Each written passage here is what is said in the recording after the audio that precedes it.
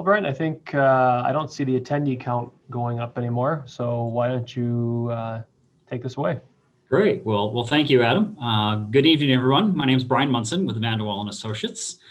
Glad you could join us tonight to talk about some of the first steps towards the design of the public park. And so what I'd like to do quick is I will share my screen. I've got a very brief presentation just to kind of bring everybody up to speed with where we are tonight as far as the concept. And our goal really tonight is to talk less and listen more. So we've got a brief presentation, and then as Adam's letting other folks in as they come in, what we'd like to do tonight is kind of give an overview, but then gather feedback. And so once we complete the presentation, what we can do is have everybody use the raise hand button there, and we will try to call on everybody and gather feedback. Again, we're at the very front end of this, so we're interested in hearing what your thoughts are as to how to formulate the design so that we can begin to move into the design phase of this. So without any further, let me... Brian, can we do some quick intros of just the Yep. 5 people that they're staring at here? Sure. Yeah, why don't we do that? So again, I'm Brian Munson with Vanderwall Associates. I am part of the design team that's been working on the project on behalf of Steve Brown Apartments and the Alexander Company. With us tonight, of course, we have Adam with the city. But then from the design side, we have Dan Seeley from Steve Brown Apartments. And then also Alona Bartnick in my office is listening on as well. And then Adam, if you want to introduce all the city staff. Sure.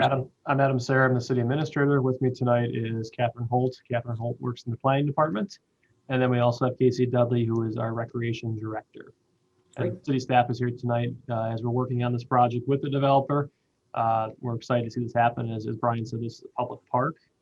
So we're really looking forward to kind of hearing the ideas and the comments from people to kind of help with the design of this future asset and feature for the city. So really looking forward to this.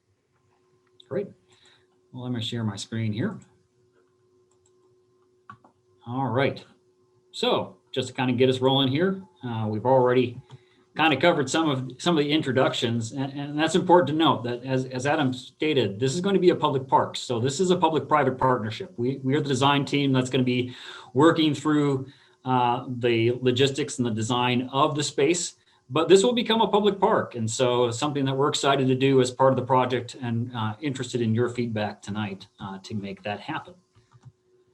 So just to get us kind of grounded, the area we're looking at, this is the adopted general development plan and master plan for the entire Sugar Creek Elementary site. This has gone through the first step of zoning, and now we're to the stage where we'll begin to get into much greater detail, where we're talking about landscape design and building design and all those pieces. But to hone in tonight, we are looking at the park components of the project, roughly 3.4 acres in the area around the New Century School, and then the heart of the project. Currently, if you're out there to look at the site, this would be the open play area to the east of the existing school building. And so it's roughly 3.4 acres spanning from West Verona Avenue down to Church Street with access out to South Marietta as well. This area was designed and kind of contemplated as a very active park space. We see this as a new gathering place for the community and an opportunity for a variety of different programming that could happen with a goal of activating the space on a year-round basis. So our initial concepts and programming that we looked at were trying to create opportunities for events that could happen, whether that's ice skating in the winter, farmers markets in the summer, or simply picnicking and community festivities on the Great Lawn. We saw this as a multi-purpose space, which was designed to really have a variety of different roles in support of the surrounding neighborhood, with a goal of bringing additional activity in support of downtown and then vibrancy to the neighborhood. Zooming in a little bit closer on the concept plan, and again, I stress this is the concept plan. We're at the stage of trying to refine this, and that's the goal for tonight, is to get some input. But effectively, the design has a large frontage out onto Verona Avenue so that we have great visibility and accessibility to the park and to the community. There would be a more formalized gathering space along Verona Avenue. The goal there, or the thought originally, was that could be something that could be used for farmers markets, for art festivals, something that would have really good visibility to the community front and center within the project. As you moved into the project, the concept was to create a large gathering area. So a great lawn in some manner that would be open and available for different programming, whether that's concerts or ice skating or other community gatherings. We see this as a large grassed open space predominantly, with opportunities to integrate some walking paths around it and potentially a stage or trellis or some kind of focal point for use kind of as a multi-purpose space. Working our way out from that concept, we had some landscape buffering adjoining to the east, along with some potential seating areas, additional lawn and open space spanning from the New Century School down to the future multifamily project along Church Street, and then opportunities for additional nodes. And whether that one of those nodes becomes a playground, additional seating areas is something that we're open to feedback tonight. As I mentioned, one of the goals we try to design into the concept was connectivity to the surrounding streets. So you can see, again, access from West Verona, a sidewalk extension that would go out to Marietta, a sidewalk extension down to Church Street, and then potentially a secondary sidewalk that would travel down to Church Street as well. And the goal being, we want to really make sure that this is accessible for people from whatever destination they're going to and from, and seamlessly fit into the surrounding neighborhood. So as I said, that's really as far as we've taken it. We've had an opportunity to have a conversation with the Parks Department, the Parks Commission, to get some initial feedback. We've also had some email feedback. And what we like to do tonight, as you can see, there's some of the comments that we've received so far. And that is opportunities for farmers markets and concerts, connections to the surrounding neighborhood / downtown, really making it an amenity for the community rather than associated too closely with just a project amenity. This is really intended to be an amenity that's accessible to everyone, hence a public park. Looking at potential for off-street parking, preserving the specimen tree near the school, and then also looking carefully at the stage orientation to see if there's an opportunity to make sure that sound deflection, things like that, are taken into account. So that's really the gist of tonight. Again, our goal tonight was to talk less and listen more, because we see this as a project opportunity for us to establish a framework in that the project is going to implement the first phases of the park space, but by no means is that intended to be the final definition of this park. We have, through our agreements with the city, established a budget that will help really move things along.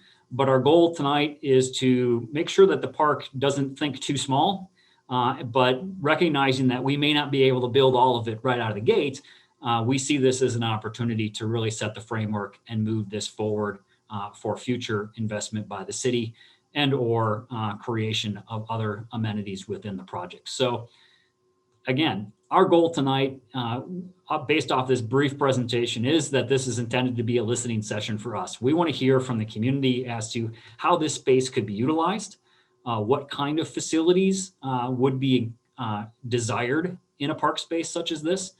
And then what we can do is go back to the drawing board, refine the concept, and bring that back through the public approval process in concert with the city and the Parks Commission, so that we can move into a design phase over the span of the coming year, and then potentially into construction either late this year or more likely in 22. So with that, what we'd like to do is it's a little bit easier if I stop sharing, and I will be typing furiously in the background, and I'll be happy to share the screen again, which you can kind of post the results and everybody can see their comments. But if people have questions or comments, please use the raise hand. I see a few folks have already done that. And what we'll try to do is we will work through in order, try to get to everybody. We do ask that if you've got multiple questions, you maybe ask one, and then we'll come back around so that we can give a chance for everybody to give feedback. So Adam, if you want to just call on people, I will try to answer questions and or write down comments as they come in. Sure, and I apologize if I butcher anyone's name as part of this. It's just struggles to pronounce names. So first up is Rhonda Frank Lauren. and we'll promote you to a panelist, and then you'll have the opportunity if you want to share your screen or you can speak. Oh, sorry. I haven't done this before. I have a couple ideas. Oh, I can start my video. Can you hear me? Yes, we can. Oh, sorry. So all of the trees that you choose to have, because you were a former school site, it would be really nice if you would have like the names of the trees so that people can learn what's in their environment around them, and that you'd have maybe a variety of trees. Just an idea, and maybe you were already going to do that. As a person who owns dogs, and so many people have adopted dogs during this time of COVID, it would be really nice if you had some type of a dog run area around there. There aren't any sites like that really inside the city. I mean, I know we've got the Badger Prairie Park, but there's a great demand for people to have a space for their dogs to run. And just my last brief thing is maybe think about doing some native planting to attract butterflies and birds. And, and if you do native plants, also have identify what those plants are with little tags or something to help educate the public. So that's all I have. Thank you. All right, thank you. I'm going to demote you back to the audience so you can keep watching the meeting. And once I demote you back, we won't be able to see or hear you again, or unless you come back up to the panel.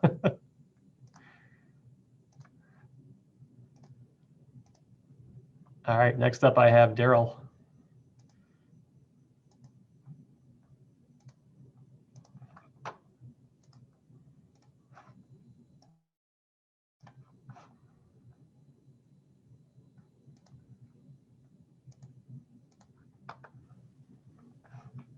Hi, Daryl. Hello. Yeah, thanks. Thanks for bringing this together, and I'm excited about this opportunity here. I think for the city, and it's I'm really glad that the city and the developers here are kind of looking to put a public space into this area that is currently public land. The one item I wanted to kind of mention is, and I see you have the sidewalks going to all the streets. I like that. The one question I have, and I don't know if this is the best way to do it or not, but that we should be thinking about some sort of link to the Military Ridge State Trail.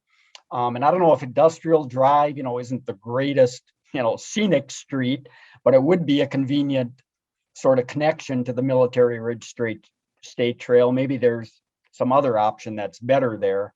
But to think about that and to sort of try to develop some synergy with the businesses that might be on site. Hopefully there's a nice restaurant or two in the commercial space there, and maybe an ice cream shop or something that would certainly be an attraction to folks that are using the Military Ridge State Trail too. Also bikers, hikers, dog walkers.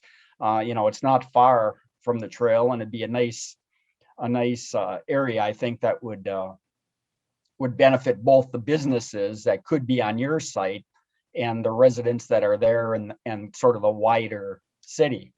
But I'm excited to see what you've come up with so far, and looking forward to seeing that developed. Great, thank you. Thanks, Daryl. Thank you.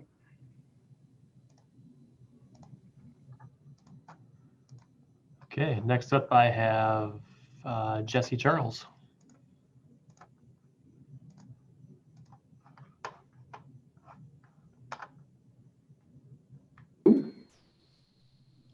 Hi. Hey, guys and gals. How you doing? Can you hear me okay? Oh, I can't hear you, though. Okay, you're muted. Duh, never mind. Sorry. I can hear you. Okay.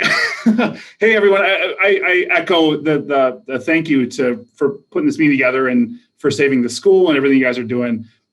Quick question. I didn't see a bathroom and a little shelter in the plan. Did I miss it?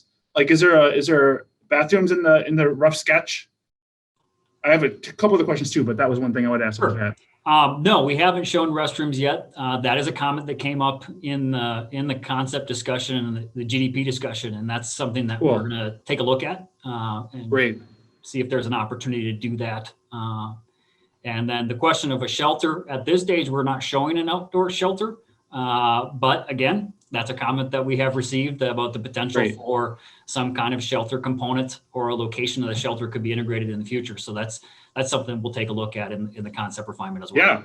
Oh, very cool. I mean, as someone who really loves our parks, I would almost consider a bathroom to be a must-have, just because if you look at some of our parks, like Cathedral Point, we have a great little shelter with a bathroom and a source to water. So no matter what community thing is happening to activate the space, you really got to have that, because if you're going to have a little picnic, you wash your hands is nice. If people are walking around in all of our cool downtown businesses, they're going to have to go to the bathroom at some point. So I would say, and it doesn't have to be big too. You can have a little thing, and just 2 restrooms would be really, really great to have. A couple other thoughts: extra seating is always good. If older crowd is walking around downtown, it's good to have places to sit down, especially if you're having a picnic or whatnot. And crazy little request as an Easter egg: when you're building something that has bricks, if you save a couple bricks from the Sugar Creek School that has to get demolished, and you sneak a couple in, that'd be a fun little Easter egg link to the past that you could point out during a walking tour. And right there, anyways, just wanted to throw it out there. But thank you again, and really think about the bathrooms. But excited to see what comes from this. It's also easier too if you have more specific. When we got our park structure, they had a couple different mock-ups. And we were able to go in and some of them were clearly better than others. So I know at this point you're high level, but if you gave the public here's plan A, B, and C, it becomes easier to give feedback when it's more targeted, when the time comes, of course. But thank you guys. Yep. No, we appreciate it. And we certainly will get more detailed and as we move forward. But again, our goal was to start with some public feedback and help point us in the right direction, and then come back with some recommendations to see how we can incorporate the comments. So appreciate the feedback. Appreciate it. For sure. Thanks, Jesse. Yep. All right, next up, we have Aaron Welty.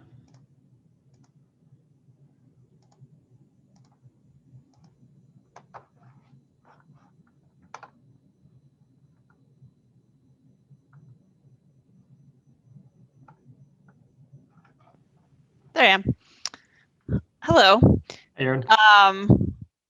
Couple things I have the benefit of working in communities around the state. So there's a couple things that I've noticed in communities that have been super successful as parks. So one, those communities that have public Wi-Fi and places to work. So I don't know if you've been to the Altoona award-winning, their new park, or Platteville or Cambridge have public Wi-Fi in their park and little gazebos and picnic tables, and they're packed all the time with people who are now working from home in these cool, awesome places, which would be super fun. And I think given the amount of people that live over there, super popular. And then I love the chilled skating rink too. I think people are always looking for places to skate, and our weather's not as cold as it used to be. So having somewhere that is dedicated to that would be, I know, really popular, especially since the ponds are they didn't freeze till January and they're melting already now. So there's not much winter left. So those are my two, I think, specifics at this point, but wanted to pass on. Thank you. Thanks, Aaron.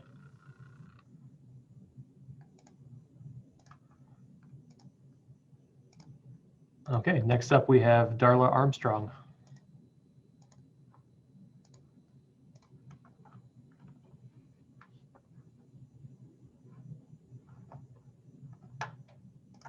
Nope, you're muted. Hi, good evening. There Thanks you go. for letting me say a few words.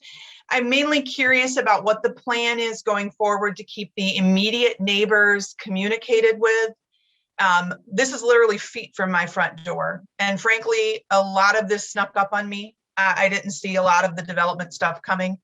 I realize maybe that's because I wasn't reading the right things, but I did not receive any communication directly. And so I'm just wondering, I know this is exciting for a lot of people. I wish I was as excited as everybody else is. My concerns are obviously traffic, light pollution, noise, because again, there are a couple of houses who this is going to have a direct impact on because it's like feet from our front doors. So I just want to know kind of how we'll be communicated with going forward as the plans come together and more is known about things like lighting and those kinds of things. Certainly. So this will go through a public approval process where with public notices mailed out to adjoining property owners. and then also through the public notice process for the city. So this will go through a full design stage with conversations with the Parks Commission, likely the Plan Commission and the council as well. So there's multiple steps to move this forward. Certainly, we're at the very front end, so we'll make sure that in concert with the city to make sure that people are aware of when those meetings occur and what's on the agenda, and try to get information out to everybody to see it well in advance, so that again, this is a public park, so we want to make sure that it functions appropriately given the surroundings, and that includes light, noise, and traffic. So those are all things that we'll be looking at in response to this project as well. And Darla, if I can just chime in as well, I'm available at any time for questions outside the scope of public meetings and notice meetings and things like that. Please don't hesitate to reach out to our offices if you have specific questions or concerns at any point. I'm more than happy to take those calls and have those conversations with our neighbors, and make sure that we have good relationships going in and maintain communication as much as possible, or as much as you would like. So don't hesitate to reach out at any point. But otherwise, as Brian said, we'll continue noticing and working through the public process and doing our best to keep you guys in the loop from a formal standpoint, but informal communication is great too. Don't hesitate to reach out. I would appreciate that, because I've got lots of questions, more than probably can be handled in this kind of setting. Yeah, and it's not always appropriate in this kind of setting. So again, contact our offices. I'm easy to find. So Sounds anytime. good. Thank you. All right, thanks, Darla.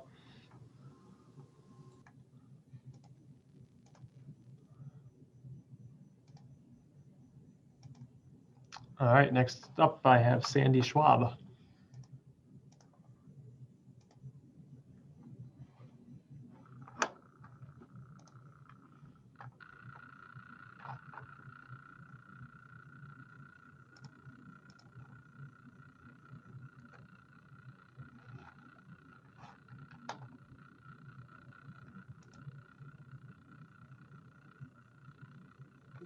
All right. There you go. Hi, Sandy.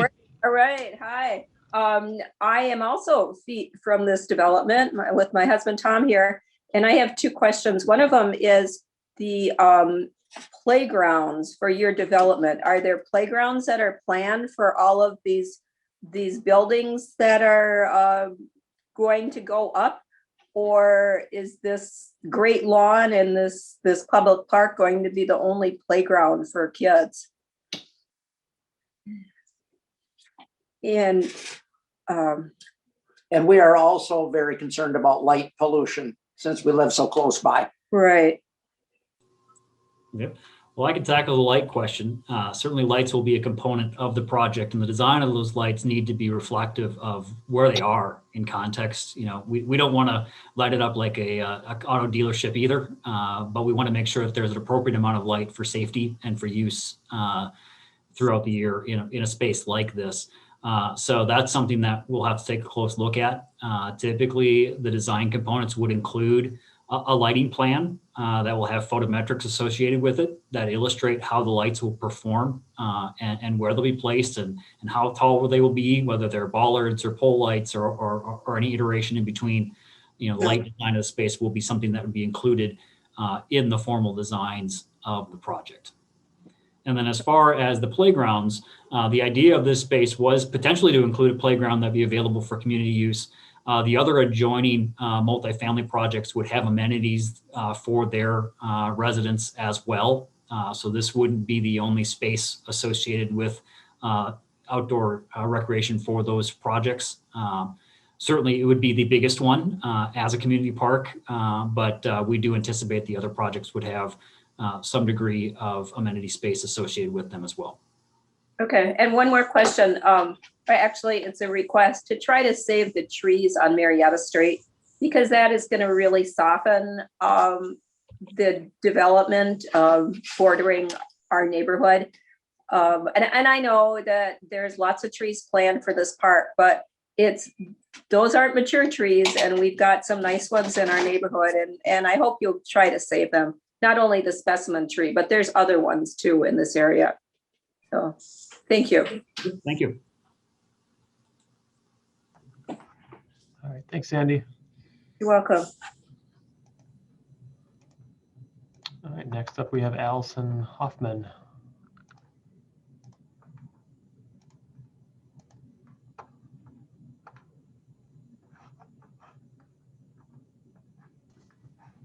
Hi. Hello.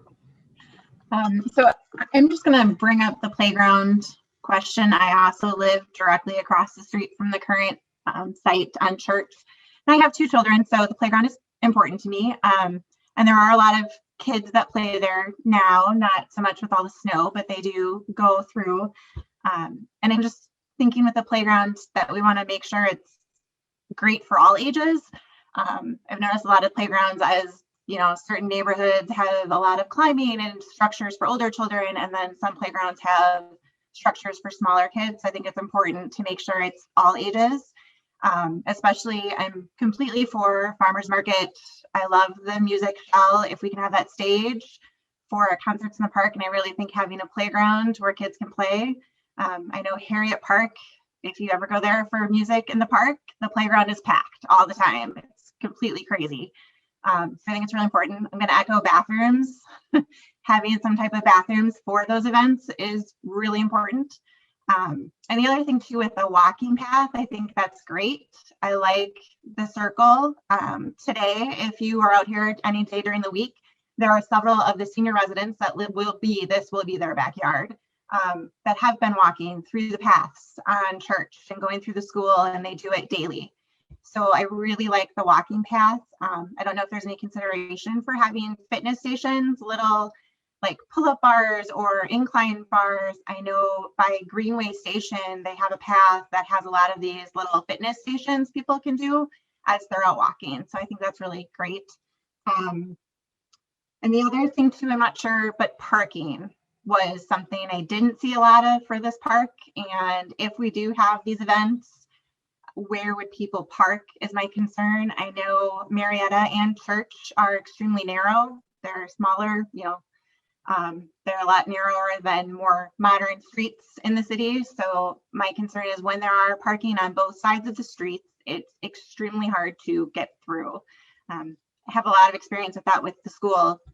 And when the school was there, you could only really get one car through. You cannot get 2 lanes traffic when both people are parked on both sides of the street. So that's my concern with the parking.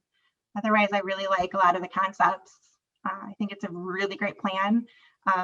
And the only other thing too would be, I know people said trees and the sound barriers. I don't know if that's something where we're going to be planting trees from little tiny trees that will take years to grow, or if we'll be able to bring in larger trees so that sound barrier can start. I know across the street, there's already some landscaping between the school and the senior apartments back doors that might help with that. But I think having larger trees right away is going to be a better fit. A lot of them, don't stay up as late as some other people. So makes a difference. And that's pretty much all I have at this point. Great, thank you. Great, thanks, Allison.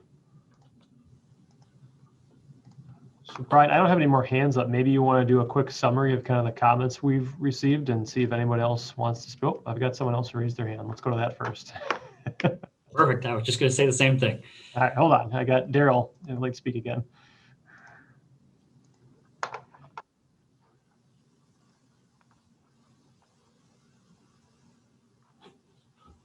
Oh, you're muted, Daryl.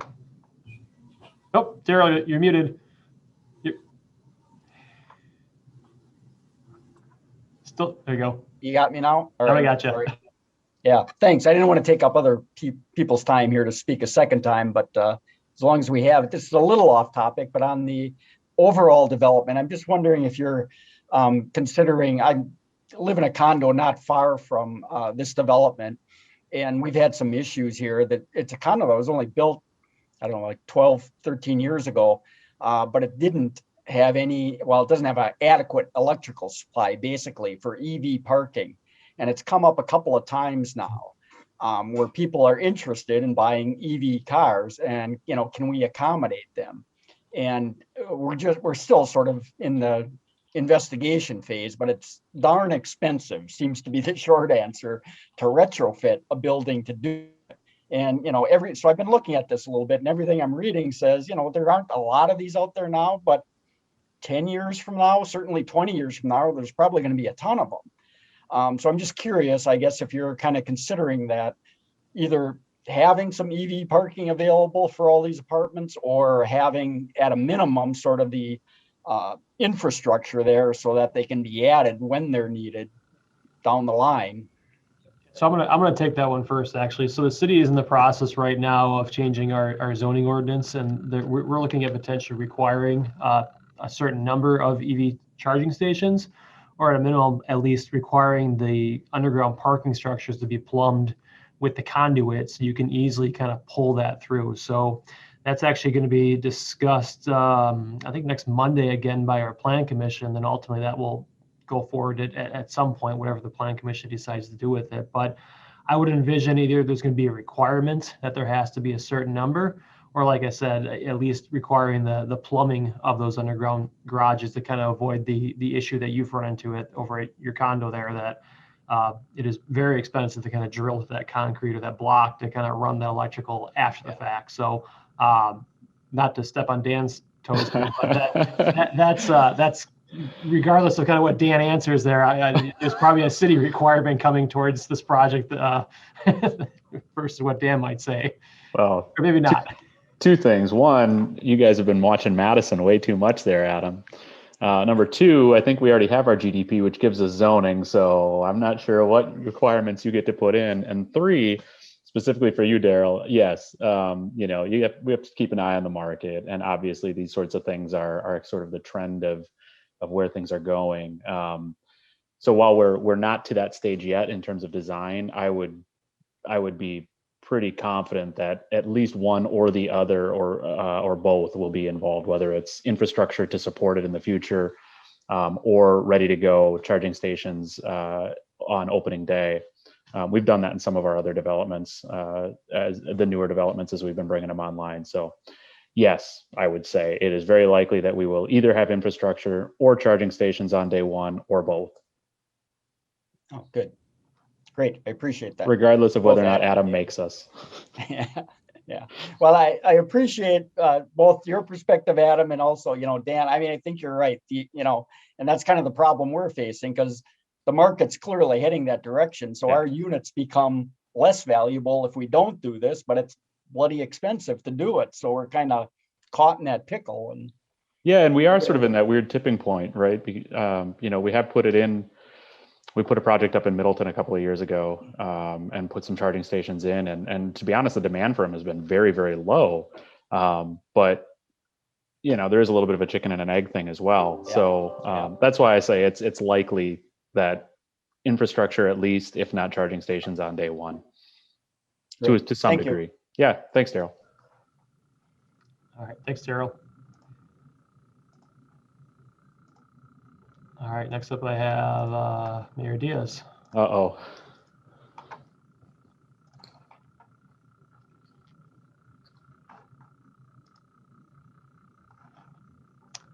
Hey, Luke. Okay, can you hear me? Yes. Oh yeah, I just want to say a couple of things. I thought there were a ton of excellent suggestions from people. And if there's anyone in the audience and you have thoughts later, I would encourage you to reach out to the developer or to reach out to your alder or to myself. Like I said, the feedback is great. I just wanted to chime in on the earlier comment about the educational rain garden or butterfly garden. I think that would be a really excellent idea. I think it's a potential good example and just something that I think the community would really appreciate. So that was all I wanted to say. Great, thank you. Thanks, Luke. Okay. So well, Brian, you got your hands up. Why don't you do your summary, Brian? Yeah, I'll pull up my screen, because if you heard me typing in the background, I was trying to remember to mute myself. But what I'll do is I'll share my summary here so everybody can see it. I'll let you know if you missed anything. Okay. So just running in order, we've got labeling tree species, opportunity for a variety of trees, coupled with native plantings, butterfly gardens, really educational exhibit component to it, kind of harkening back to the historic uses of school. Dog run area / facilities, then connections to adjoining streets, and explore connection to the Military Ridge Trail. really seeking to have synergy with adjoining businesses downtown and neighborhood. Public restrooms, public restrooms, public restrooms. We've heard that a few times. Shelter and a water source. Opportunities for seating. Save a few bricks to tie back to the former school. I love that one, by the way. Thanks, Jesse. That was great. Public Wi-Fi, skating rink, communication with immediate neighbors, and make sure that we're addressing traffic light and noise impacts. Playgrounds are important, especially for all ages of children. Try to save the trees on Marietta Street, slash trees whenever possible. I'll add that. And I would agree. Obviously, you can't replicate fully mature trees for a long, long time. So to the extent that we can work with the existing vegetation, that's an important component. Support for concerts in the park, walking path and loops, fitness stations, parking for park users, whether that's on site or looking at the adjoining streets to make sure that that doesn't create an issue. Larger specimen trees / plantings. EV charging or general charging or charging ready stalls, kind of a general project item, and then educational rain gardens. And while I was doing that, I see we have a hand that came up. Yes, we do. Rhonda.